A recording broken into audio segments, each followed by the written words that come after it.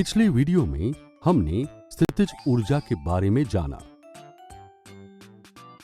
इस वीडियो में हम ऊर्जा संरक्षण के नियम यानी law of conservation of energy के बारे में जानेंगे। पहले हमने पढ़ा था कि ऊर्जा को एक रूप से दूसरे रूप में परिवर्तित किया जा सकता है, जैसे कि जल चक्र में और प्रकाश संश्लेषण में, या धनुष तीर और एक दौड़ती कार के उदाहरणों में, जिनमें एक रूप से दूसरे रूप में ऊर्जा रूपांतरण करने वाले मानव क्रियाकलाप भी शामिल है।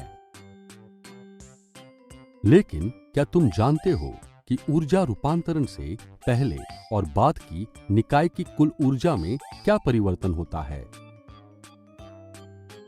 निकाय की कुल ऊर्जा हमेशा स्थिर रहती है, यहां तक कि एक रूप से दूसरे रूप में ऊर्जा रूपांतरण के बाद भी। इसे ऊर्जा संरक्षण का नियम कहा जाता है। ऊर्जा संरक्षण का नियम बताता है कि ऊर्जा को न तो बनाया जा सकता है और न ही नष्ट किया जा सकता है। इसे केवल एक रूप से दूसरे रूप में परिवर्तित किया जा सकता है। ऊर्जा संरक्षण का नियम सभी स्थितियों और सभी प्रकार के रूपांतरणों में मान्य है। अब ऊर्जा संरक्षण के नियम को समझने के लिए एक आसान सा क्रियाकलाप करते हैं। माना कि एक m द्रव्यमान की गेंद h ऊंचाई से मुक्त पतन से होकर गुजरती है। गिरने के प्रारंभ में गेंद की स्थितिज ऊर्जा mgh के बराबर है और गतिज ऊर्जा 0 के बराबर है।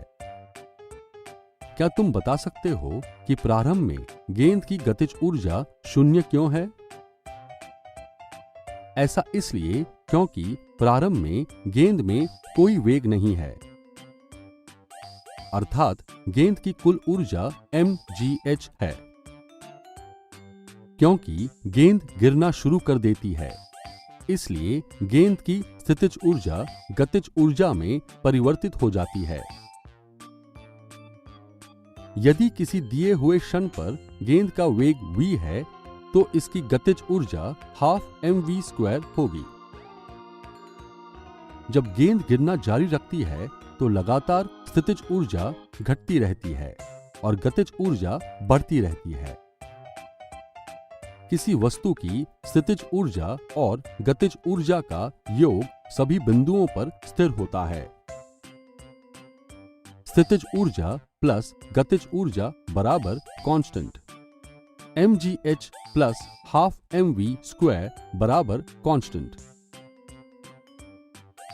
किसी वस्तु की स्थितिज ऊर्जा और गतिज ऊर्जा मिलकर उस वस्तु की यांत्रिकी ऊर्जा का निर्माण करते हैं।